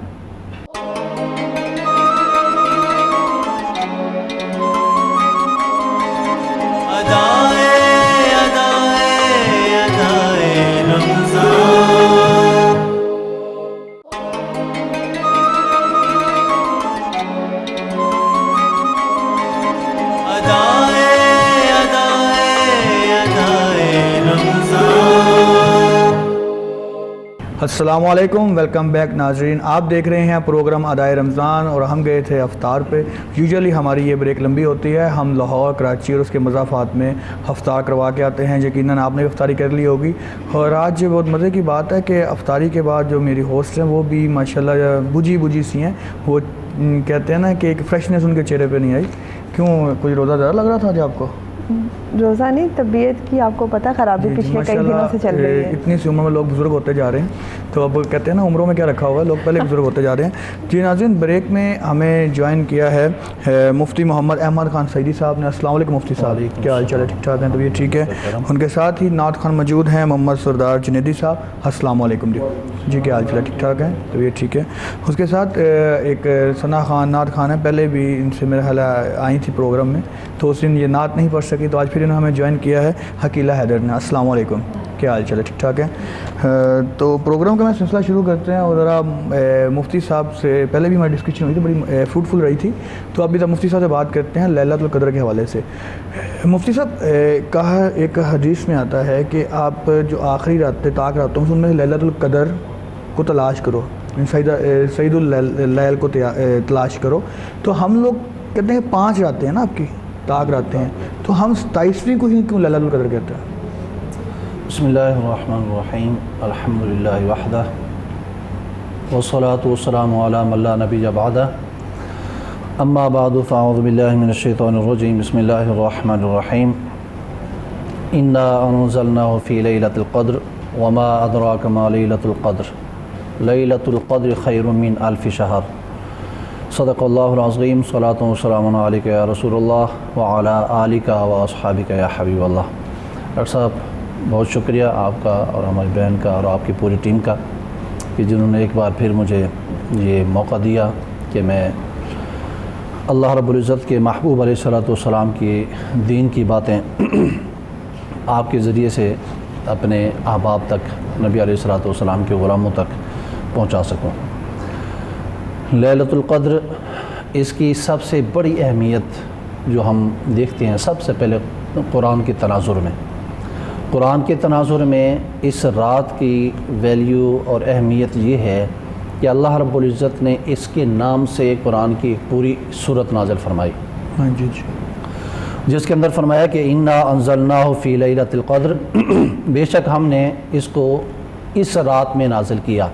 यानी कुरान करीम को अल्लाह रब्बुल इज़्ज़त ने इस रात में नाज़िल किया। इसकी थोड़ी वजाहत मैं करता चलूँ। इस रात में नाज़िल करने का मकसद यही है, लैलतुल क़द्र में नाज़िल करने का मतलब ये है कि अल्लाह रब्बुल इज़्ज़त ने लौहे महफूज से आसमान दुनिया पर इस रात में कुरान करीम को नाज़िल फरमाया। कुरान करीम कंप्लीट इस रात में हुआ था कि यहाँ उसका नज़ूल इस रात में शुरू हुआ था? इस रात में मुकम्मल अल्लाह ताला ने लौहे महफूज से आसमान दुनिया पर नाज़िल किया और बतदरीज 23 साल के अरसे में अल्लाह के महबूब अलैहिस्सलातु वस्सलाम के क़ल्ब अनवर के ऊपर हस्ब ज़रूरत नाजिल होता रहा, और जैसे जैसे जब जब जहाँ जहाँ ज़रूरत पड़ती रही, अल्लाह रब्बुल इज़्ज़त फिर आसमान दुनिया से महबूब अलैहिस्सलातु वस्सलाम के क़ल्ब मुनव्वर के ऊपर नाजिल फरमाता रहा।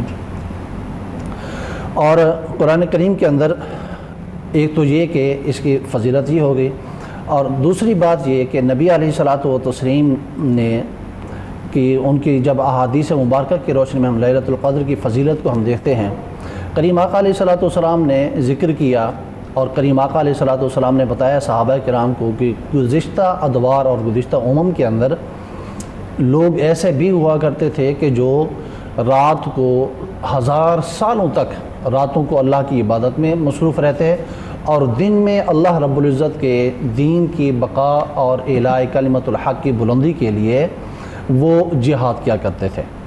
और 1000 साल तक ये सिलसिले उनके जारी और सारी रहते थे। फिर सहाबा ने करीम आका अलैहिस्सलातु वस्सलाम की बारगाह में अर्ज़ की, या रसूलल्लाह, जब गुज़िश्ता उम्मतों की उम्रें भी ज़्यादा थीं और उनके इखलास और उनको वक्त भी अल्लाह की इबादत का ज़्यादा मिला करता था, जबकि हमारी उम्रें भी महदूद हैं और उन महदूद उम्रों के अंदर हमने रिज़्क़ का भी मामला देखने हैं, अपने औलाद के मुस्तक़बिल के हवाले से भी सारे मामला देखने हैं, तो हमें तो फिर वक्त कम मिला है कि हम अपनी आखिरत के लिए कुछ कर सकें। फिर तो वो लोग हमसे आगे निकल गए। नबी अलैहिस्सलातु तस्लीम की ज़हन के अंदर इस बात ने असर किया। नबी अलैहिस्सलातु वस्सलाम गमज़दा हुए। जब नबी अलैहिस्सलातु वस्सलाम गमज़दा हुए तो अल्लाह रब्बुल इज़्ज़त ने महबूब अलैहिस्सलातु वस्सलाम के क़ल्ब मुबारक के ऊपर इस सूरत मुबारक को नाज़िल फरमाया और फरमाया कि महबूब, आपको गमज़दा होने की ज़रूरत बिल्कुल नहीं है। गुज़िश्ता उम्मतों के वो लोग अगरचे 1000 साल तक रात को इबादत करते रहें, दिनों में जिहाद करते रहें, लेकिन आपका कोई भी ग़ुलाम लैलतुल क़द्र जिसको मुयस्सर आ जाती है और वो उस एक रात के अंदर मेरी बारगाह में हाज़िर हो जाता है, तो इस बंदा मोमिन को और आपके ग़ुलाम को उन लोगों की 1000 साल इबादत से भी ज़्यादा इबादत का अजर सवाब अता करूँगा। माशाल्लाह माशाल्लाह। अच्छा मुफ्ती, यहाँ पे एक सवाल आता है कि अक्सर हम लोग ये कहते हैं कि हमने लैलतुल क़द्र के अंदर इबादत कर ली तो हमने अपने गुनाह माफ़ करवा लिए और हमें 1000 साल की जो 1000 दिनों की जो हमें वगैरह सवाब की जो सवाब है वो मिल गया। क्या ये कंसेप्ट रखना कि अभी हम ये काम कर लें, गुनाह कर लें और लैलतुल क़द्र में आप बख्शवा लें, इसका बारे में क्या कहेंगे आप? ये जुर्रत है और अल्लाह रब्बुल इज़्ज़त की बारगाह में जुर्रत क़तन पसंद नहीं। अल्लाह को हमेशा जो चीज़ पसंद है वो आजी और इनकी सारी पसंद है। और गुनाह हो जाना ये एक बशरी तकाज़ा है, लेकिन इस सोच पर करना कि लैलतुल क़द्र आएगी तो हम बख्शवा लेंगे, पहली तो बात यह है कि लैलतुल क़द्र का आपको कन्फर्म नहीं है कि कौन सी रात है, इसलिए इसको पोशीदा रखा कि ताकि बंदा जो है वो इसको तलाश करने में कोशिश करे। दूसरी बात यह है कि हमें ज़िंदगी का पता है कि हम लैलतुल क़द्र को पहुँच भी पाएंगे या रमज़ान के आखिरी अशरे तक पहुँच। अब तो अल्हम्दुलिल्लाह हम आखिरी अशरे में हैं, लेकिन उसकी भी हम 3 रातें गुजार चुके हैं, 2 रातें हमारे पास बाकी हैं। उन 2 रातों के भी दूर की बात है, आज 27 की शब है, तो अब हमें नहीं मालूम कि इस प्रोग्राम से हम उठेंगे तो ज़िंदा होंगे कि नहीं, अगली सांस का हमें नहीं पता है। तो जब इंसान की ज़िंदगी के अगली सांस का उसको नहीं पता, तो फिर ये इंसान कैसे जुर्रत कर सकता है कि लैलतुल क़द्र आएगी तो हम बख्शवा लेंगे। सो इसलिए ये अल्लाह रब्बुल इज़्ज़त की किब्रियाई को और उसकी वजाहत को और उसके मकाम और मर्तबे को चैलेंज करने के मुतरादिफ़ है कि हम इस सोच से गुनाह करें। कितने सारे वाक़यात आप मीडिया के ऊपर देखते सुनते हैं कि गुनाह करते हुए बंदों की मौत आ जाती है, और कितने सारे खुशबख्त हमें ऐसे दिखते हैं कि जो सजदे के आलम के अंदर अल्लाह की बारगाह में हाज़िर हो जाते हैं। कुरान की तिलावत अब पिछले दिनों एक पोस्ट में देख रहा था, मस्जिद नबवी के अंदर करीम आका अलैहिस्सलातु वस्सलाम के रोज़ा मुबारक के सामने एक बंदा खुदा कुरान की तिलावत करते हुए अल्लाह को प्यारा हो जाता है। तो ज़िंदगी का नहीं हमें इल्म है कि कब किस मकाम पर ख़त्म हो जाए, तो इस सोच से गुनाह करना ये बिल्कुल गलत है। यानी इसका फिर आप जो मर्ज़ी करते रहें, आप जितनी मर्ज़ी नमाज़ पढ़ लें, बातें कर लें, तो अगर ये सोच आपकी होगी तो आपको कोई बेनिफिट नहीं हो सकता। नहीं हो सकता। दूसरी एक बात मैं यहाँ पर ये भी करूँगा, हमें बोनस मिलते हैं, वो बोनस क्या हमें इसलिए मिलते हैं, मिसाल के तौर पर अब रमज़ान के बाद जनाब तनख्वाह में डबल मिलेगी किसी को, अगर किसी को खुशबात को मिलेगी तो क्या डबल तनख्वाह के मिलने का मतलब ये होता है कि आप इस महीने में जो है वो अपनी जॉब पे ना जाए क्योंकि आपको बोनस मिलने वाला है? तो इस तरह तो पूरा फारिग होने वाली बात है ना। सो इसलिए अल्लाह रब्बुल इज़्ज़त की तरफ से जो ज़राए हमें मिलते हैं उनके मिलने का मतलब ये क़तअन नहीं है कि आप जो है बेबाक हो जाएं। इसका मतलब यह है कि अल्लाह ताला ने आपको मौका दिया है, उस मौके को गनीमत जानते हुए आप अपनी बंदगी का उस बारगाह के अंदर भरपूर अंदाज में अपनी बंदगी का इजहार कर सकें। जी जी मेरा ख्याल है दुआ ज़रा हम नात की तरफ चलें। बिल्कुल जी जी। और जुनैदी साहब से कहते हैं हमें नात सुनाएं। जी जुनैदी साहब क्या सुनाएंगे आप?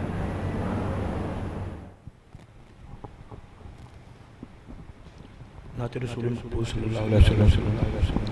सल्लल्लाहु अलैका या रसूल अल्लाह व सल्लम अलैका या हबीब अल्लाह।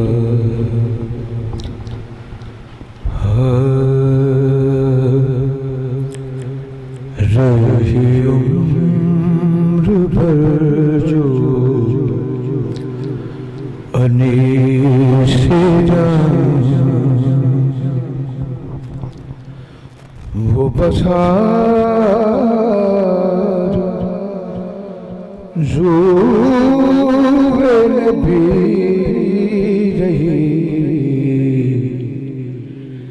रही उम्र भर जो अनीस से वो बसार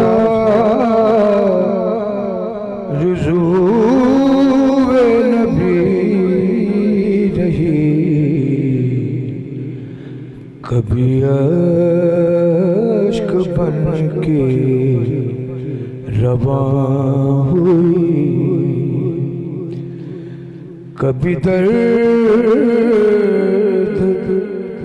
बन के दबी रही उम्र भर जो वनी से जान।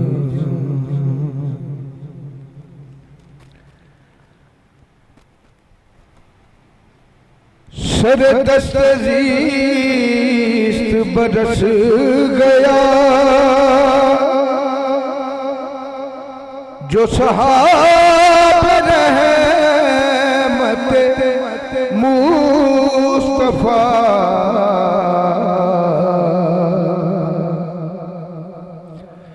सरे दस्तजीस्त बरस गया जो सहाब रहमत मुस्तफा नजनों की बेखबरी नहीं, नखिरत की बेसमरी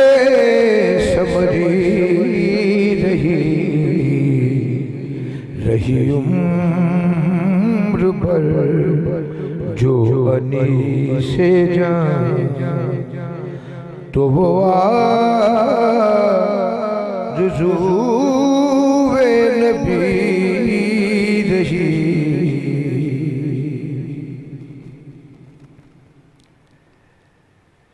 शाहिदी की फिक्र और निगाह से मिटना स्वरंग के तफरके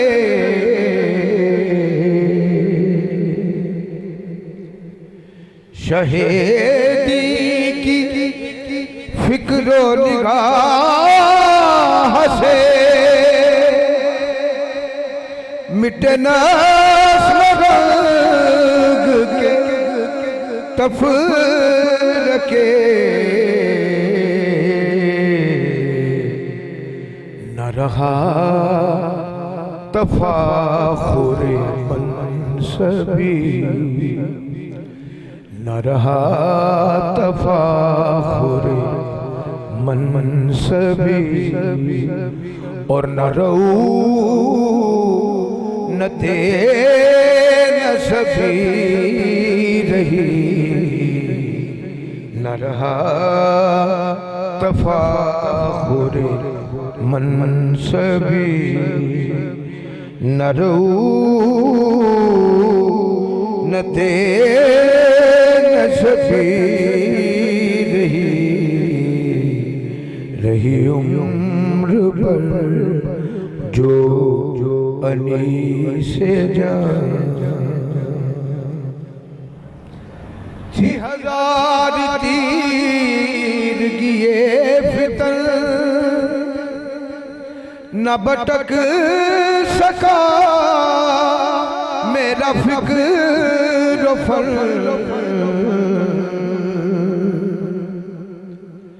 थी हजार तीर किए फितर न भटक सका मेरा फिक्र फर मेरी कायनाते ख्याल पर मेरी कायनाते ख्याल पर नजरे शहे अरबी रही मेरी कायनाते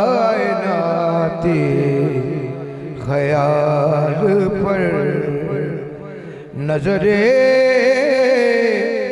शहे अरबी रही कभी अश्क बन के रवां हुई और कभी दर्द बन के दबी रही उम्र भर जो अनी से जान। माशाल्लाह इंतहाई खूबसूरत और बड़ी बेहतरीन आवाज़ है आपकी, माशाल्लाह बहुत खूबसूरत। अच्छा मुफ्ती साहब, मेरा एक क्वेश्चन है कि आप ये ताक रात जो है ये हमें आखिरी अशरे में क्यों मिलती हैं, पहले अशरों में क्यों नहीं इसकी फजीलत, या पहले अशरे में तो क्यों नहीं बयान किया गया कि पहले अशरों में भी ढूंढो इसको? इस हवाले से मैं गुजारिश ये करूँगा, नबी अलैहिस्सलाम की उम्मत के ऊपर शफ़क़त और रहमत का एक मुज़ाहिरा है, क्योंकि पहले ये फरमाया गया कि आप इसको रिवायत के अंदर, मुख्तलिफ़ रिवायात के अंदर आता है, नबी अलैहिस्सलाम ने इसको पूरे रमज़ान में तलाश करने का हुक्म दिया। फिर ये फरमाया कि चलें इसको ऐसा कर लें कि आखिरी 10 रातों में तलाश करें। फिर मज़ीद शफ़क़त फरमाते हुए ये कहा गया कि ये भी मेरी उम्मत के ऊपर मुश्किल है और मुशक्क़त में डालने वाली बात है, और नबी अलैहिस्सलाम अपनी उम्मत के लिए रऊफ़ रहीम है और नेकी के लिए हरीस हैं कि उनको नेकी और भलाई और खैर कसरत के साथ मिले। तो उम्मत के ऊपर शफ़क़त फरमाते हुए फरमाया गया कि रमज़ान की आखिरी रातों में भी, आखिरी अशरे की रातों में भी ताक रातों में तलाश करो। सिर्फ़ महबूब अलैहिस्सलाम की उम्मत के ऊपर ये मुशफ़िकाना फ़ैसला था, जिसकी वजह से करीम आक़ा अलैहिस्सलाम ने इसको ताक रातों के साथ महदूद किया। यानी कि इसको देखा जाए तो इन्होंने हमारी ही सहूलत के लिए, आप सल्लल्लाहु अलैहि वसल्लम ने हमारी ही सहूलत देखी पहले, जी बाकी चीज़ें बाद में देखी। अच्छा, रमज़ान के अंदर एक और बात चलती है तरावी के हवाले से, कि ये बताएं कि 20 तरावियाँ पढ़ना ही जायज़ है? जी, इस हवाले से ये है, वो लोग कि जो इससे इख्तिलाफ़ करते हैं कि जनाब तरावी 12 हैं या जो कहते हैं 20 हैं, उनके लिए सादा सी अक़ल में आने वाली बात ये है कि अगर हम 20 तरावी पढ़ते हैं, वैसे दलाइल सारे के सारे 20 तरावी के ऊपर ही है।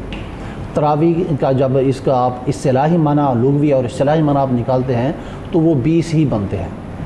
और दूसरी बात यह है कि अगर आप 20 तरावी पढ़ते हैं तो 12 उसके अंदर है, और अगर आप 12 पढ़ते हैं तो 20 तो उसमें नहीं आ सकते ना। 12 अगर आप पढ़ते हैं तो 20 आप पढ़ते हैं तो 12 उसमें शामिल हैं, 20 में शामिल हैं। और अगर 12 आप पढ़ते हैं तो 20 उसमें शामिल नहीं है। और करीम आक़ा अलैहिस्सलाम के सहाबा किराम अलैहिम रिज़वान, ताबीन, तबा ताबीन में मुज्तहिदीन, तमाम के जो इज्तिहाद और मुत्तफ़िक़ा जो फ़ैसला था वो यही है। और जमहूर हमें उलमा का जो सीरत से, उनकी तालीमात से जो मौक़िफ़ सामने आता है वो यही है कि तरावी जो है वो 20 ही है। जी बहुत खूब। बाकी मुफ्ती साहब आपसे बातें होती रहेंगी। नाज़रीन, यहाँ वक्त हुआ है एक ब्रेक का, देखते रहिए प्रोग्राम अदाए रमज़ान। मिलते हैं एक शॉर्ट ब्रेक के बाद।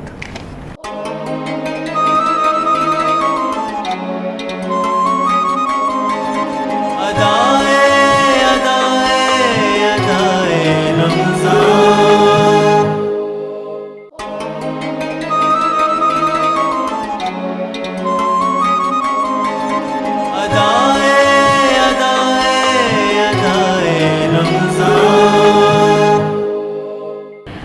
वेलकम बैक नाज़रीन, हम आ गए हैं ब्रेक से वापस। ब्रेक में हमें ज्वाइन किया है बिलाल सलीम कुरैशी ने। इनसे हम कलाम भी सुनेंगे, उसके साथ हमारे साथ बड़ी प्यारी शख्सियत भी मौजूद है, बड़ी प्यारी सी हैं, इनसे भी हम कलाम सुनेंगे। लेकिन उससे पहले मैं आपको बता दूं, ये आप देख रहे होंगे कि मेरे सामने ये एक बॉक्स सा पड़ा हुआ वाइट रोज़ वालों का। अच्छा, ये है वाइट रोज़ वालों का हेयर टॉनिक। इसकी बेस्ट बात ये है कि आप ये हेयर टॉनिक यूज़ कर सकते हैं। इस हेयर टॉनिक से आपके जो बाल हैं वो वाइट नहीं होंगे। और एज यूजुअल इनके और भी बहुत से प्रोडक्ट्स हैं, जिसमें वाइट रोज़ ब्यूटी क्रीम भी है। तो आप वाइट रोज़ ब्यूटी क्रीम भी यूज़ कर सकते हैं for wrinkles, for your colour and जो आपको लगता है कि आपकी स्किन के साथ कोई भी प्रॉब्लम है। और उसके अलावा आप वाइट रोज़ वालों के अदर प्रोडक्ट्स भी इस्तेमाल कर सकते हैं। खैर, अभी चलते हैं अपने क्वेश्चन आंसर्स की तरफ। अपने जो गुफ्तगू चल रही थी उसकी तरफ चलते हैं। मुफ्ती साहब से मैं पूछूंगी, मुफ्ती साहब ये बताइएगा कि अब जैसे कि शब शुरू हो चुके हैं, 27वीं के लोग इबादत के लिए निकल चुके हैं और इबादत का सिलसिला शुरू हो गया होगा, तो आज की रात के तो खैर कई से अमाल हैं, कई सी दुआएं हैं, कई सी आयत हैं, कुछ खसूसी ऐसे कहा जाता है कि इन्ना नज़लना आज की रात 7 दफ़ा पढ़नी चाहिए, किसी का कुछ कहना है। आप बताइएगा कि जो क्योंकि इंसानी एक फितरत है, या मैं कह सकती हूँ हम इंसानों की एक आदत है कि हम लोग ना बहुत लेंथी इबादत भी नहीं कर सकते हैं ना, हमसे नहीं, तो हम चाहते हैं हमें शॉर्ट वे मिले। तो आज की रात के हवाले से आप क्या बताएंगे कि जो सवाब में बहुत ज़्यादा हो और पढ़ाई में लोगों को इतना फील भी ना हो, तो क्या पढ़ना चाहिए? उसके लिए सबसे पहले तो हम नबी अलैहिस्सलाम की तालीमात आलिया को देख लेते हैं। नबी अलैहिस्सलाम ने इस रात के हवाले से हमारी जो तालीम फरमाई है वो ये है कि जो हमारी ज़ुबान पर मुख्तसर भी हो और अजर और सवाब के हवाले से बहुत ज़्यादा हो। सुबहानल्लाह व बिहम्दिही सुबहानल्लाहिल अज़ीम। लेकिन इसके साथ साथ मैं जो दोस्तों को रिकमेंड किया करता हूँ, जो चीज़ें अल्लाह की तरफ से हमारे ऊपर फ़र्ज़ हैं वो फ़र्ज़ हैं, जो हम अदा कर रहे हैं, अल्लाह का शुक्र है कि हम अदा कर रहे हैं या कर चुके हैं। लेकिन हम इंसान हैं, इंसानी तकाज़े के पेश नज़र, बशरी तकाज़े की वजह से बहुत सारे फ़राइज़ हमसे छूटे हुए हैं। तो मैं इस तरह के मौक़े के ऊपर मैं दोस्तों को ये रिकमेंड करता होता हूँ कि हमारे फ़राइज़ जो छूटे हैं उनकी अदायगी की तरफ जाएँ। ज़बरदस्त। हाँ। मिसाल के तौर पर हुकूक अब 2 तरह के हैं, एक अल्लाह के हक़ हैं, एक अल्लाह के बंदों के हक़ हैं। अल्लाह के हुकूक ये हैं कि हमारे ऊपर नमाज फ़र्ज़ थी, हमने नमाज़ छोड़ दी। नमाज बिल फ़र्ज़, हमारी उम्र 20 साल है, 25, 30, 35, 40 साल है, जितना भी है, उसका हम हिसाब लगाएं कि कितनी नमाज़ें होंगी जो मैंने ज़िंदगी में छोड़ी हुई हैं। सबसे बड़ा जो वजीफ़ा इस तरह की रातों में है, उसको काउंट करके बिल फ़र्ज़ कर लें कि 1 साल की नमाज़ें हमारे ज़िम्मे हमने काउंट किया, तो 1 साल हमें लगा कि बुलूगत के बाद 1 साल ऐसा है कि जिस हमारी नमाज़ें छूटी हैं। तो उनको अब अदा करने का तरीका ये होगा कि आप सबसे पहले फ़जर की नमाज़ से शुरू, क्योंकि ऐ अल्लाह सबसे पहले जो फ़जर की नमाज़ मेरी क़ज़ा है उसको अदा करता हूँ या करती हूँ, मेरे लिए आसानी फरमा, कबूल फरमा। तौबा भी करें, तौबा के साथ ये शुरू करें। अब अगर ये लैलतुल क़द्र की शब है, आज 27 की शब है और जमहूर का मौक़ा भी यही है कि 27 की शब आम तौर पर जो लैलतुल क़द्र की शब होती है, लेकिन जो मुत्तफ़िक़ा फ़ैसला वो वही के भी वो ताक जो रहते हैं वो तमाम के अंदर इसको तलाश किया जाएगा। तो फ़राइज़ की अदायगी सबसे पहले जो फ़र्ज़ मेरे छूटे फ़जर के उसको अदा करता हूँ, जो ज़ोहर के छूटे उसको अदा करता हूँ। एक ही नमाज के टाइम वो 5 नमाज़ें भी कर सकता है। मिसाल के तौर पर इशा की नमाज़ हम पढ़ेंगे, इशा की नमाज़ के बाद अज़ान हुई, टाइम शुरू हुआ, आप शुरू कर दें। फ़जर की पहले की नमाज़ जो कज़ा हुई थी उसको अदा करती हूँ। सबसे पहले जो ज़ोहर की नमाज़ छूटी थी उसको अदा करती हूँ। सबसे पहले असर, मगरिब, इशा, सबसे पहले वितर जो छूटे थे उसको कज़ा करता हूँ। पहली बात ये। इसी तरह हमारे ऊपर ज़कात कई सालों से फ़र्ज़ है, हम अदा नहीं कर रहे, हम अल्लाह से तौबा करें, माफ़ी भी मांगें और उस हमारे पास सरमाया मौजूद है उसको अदा करें। ये हुकूकुल्लाह के हवाले से। इसी तरह हज हमारे ऊपर फ़र्ज़ था, लेकिन फ़र्ज़ियत के बावजूद, सरमाया होने के बावजूद, तमाम तर शराइत के पै जाने के बावजूद हमने अदा नहीं किया। तौबा करें और पक्का इरादा करें, इलाही अब मैं हज अदा करूँगा या करूँगी। हुकूकुल इबाद की तरफ हम आ जाते हैं। हुकूकुल इबाद के हवाले से हमें ये करना चाहिए इस तरह की रातों में कि हमारे ऊपर जिस तरह का भी जिसका हमारे ऊपर हक़ है, हमने गसब किया हुआ है, दिल आज़ारी की हुई है या किसी भी तरह हमने उसको तकलीफ़ दी हुई है, उससे माफ़ी मांगें। हमें उस बंदे से माफ़ी मांगनी है। जी बिल्कुल, उस बंदे से माफ़ी अगर मुमकिन है तो। अच्छा। अगर किसी का हक तलफ किया हुआ है उसको वापस करें, माफ़ी भी मांगे। मुमकिन नहीं है फिर क्या कर हाँ, मुमकिन नहीं है बिलफर्ज, वो बंदा फौत हो गया, उसके वरसा मौजूद हैं, उससे माफ़ी मांगे, उस हक अदा करें। ये भी मुमकिन नहीं है, अल्लाह रब्बुल इज़्ज़त से माफ़ी मांगे। और बिलफर्ज नकदी की सूरत में हमने किसी का हक गसम किया हुआ है, हक अगर गसम किया हुआ है तो हम उसकी तरफ से उसको सदका करें, और इस सोच और नीयत के साथ कि अगर वो या उसके वरसा में से कल को कोई अगर मेरे पास आ जाता है तो मैं उसको भी अदा करूँगा। जी जी, बहुत खूब मुफ्ती साहब, आपने कितना इल्म में इजाफा किया है। तो मेरा दिल है कि यहाँ पे बातें तो मुफ्ती साहब से चलती रहेंगी और हमारे क्वेश्चन आंसर वो हैं जो ख़त्म नहीं होने वाले। तो हम चलते हैं अकीला हैदर की जानिब, उनसे नात सुनते हैं। जी अकीला।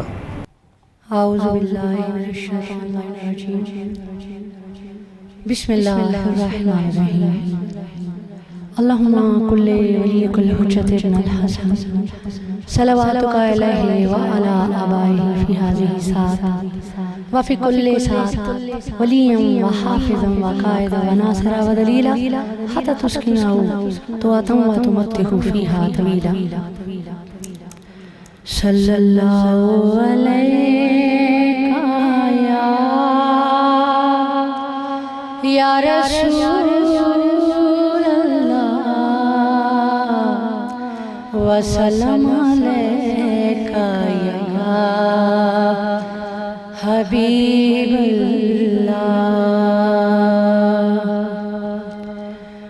जो ना होता तेरा जमाल ही, दो जहां था ख्वाब ख्याल ही। सल्लू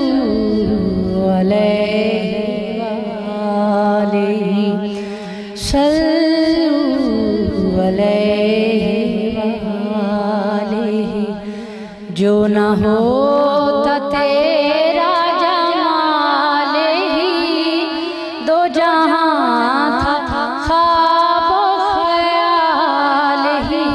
सल्लू अलैहि वालैहि, सल्लू अलैहि वालैहि।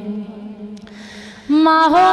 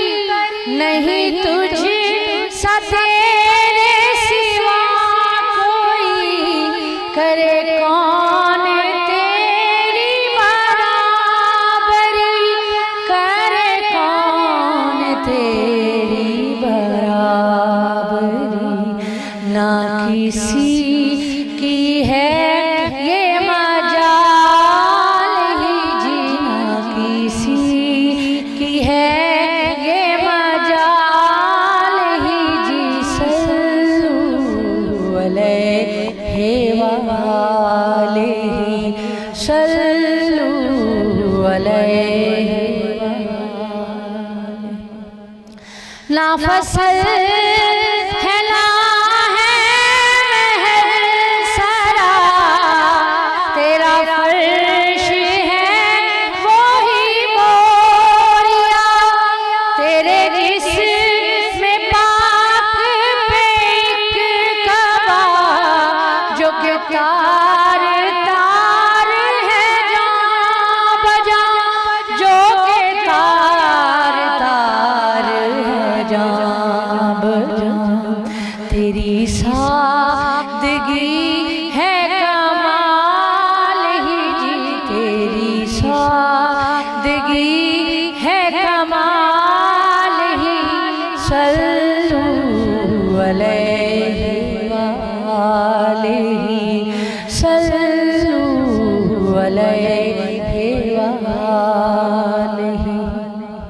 करूं जिक्र तेरा अब बयां, तेरा फर्श है वही बोरिया। तेरे जिस्म पाक पे एक कबा, जो कि तार तार है जां बजा, जो कि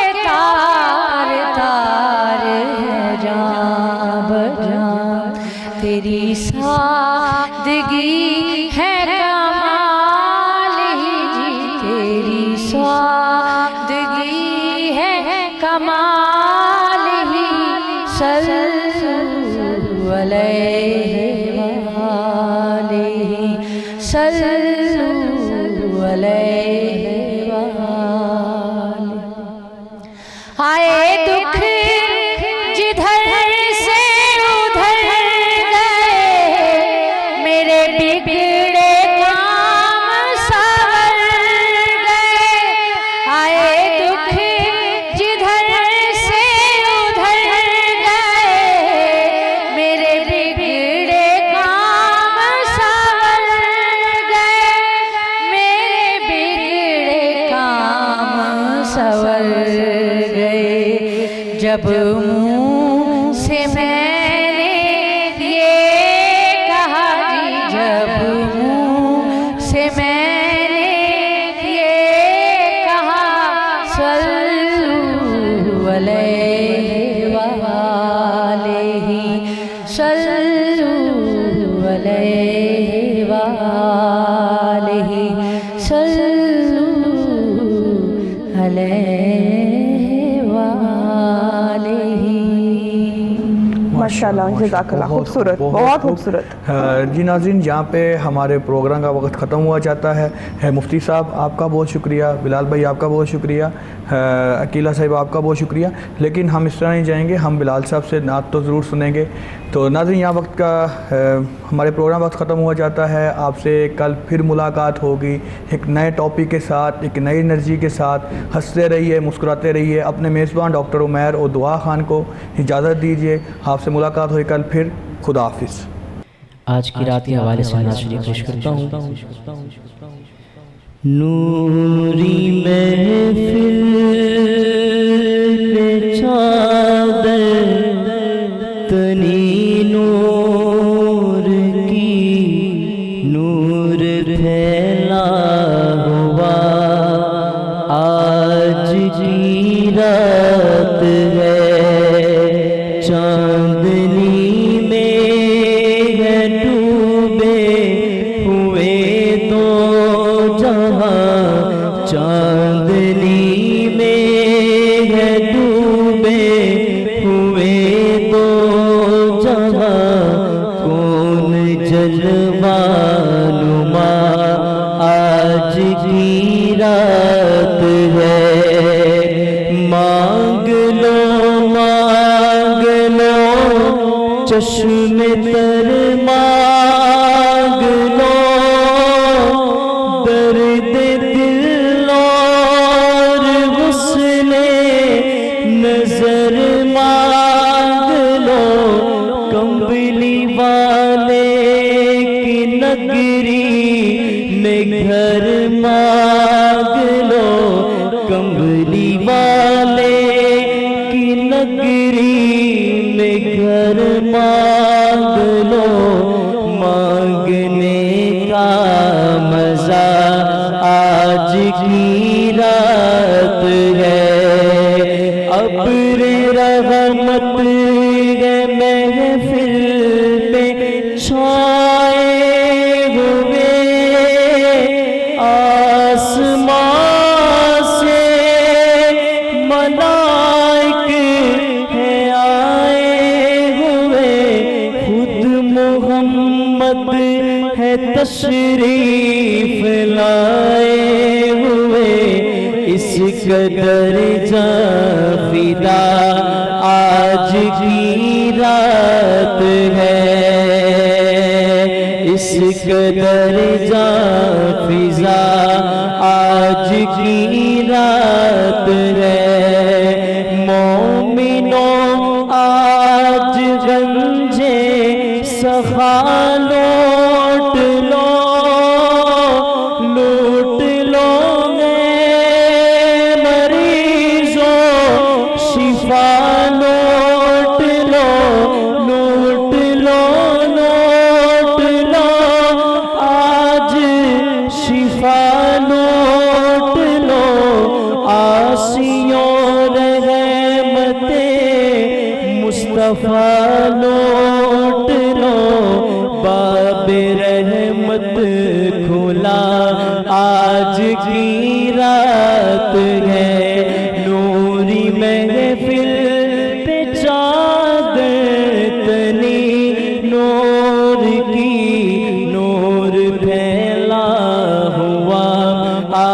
आज की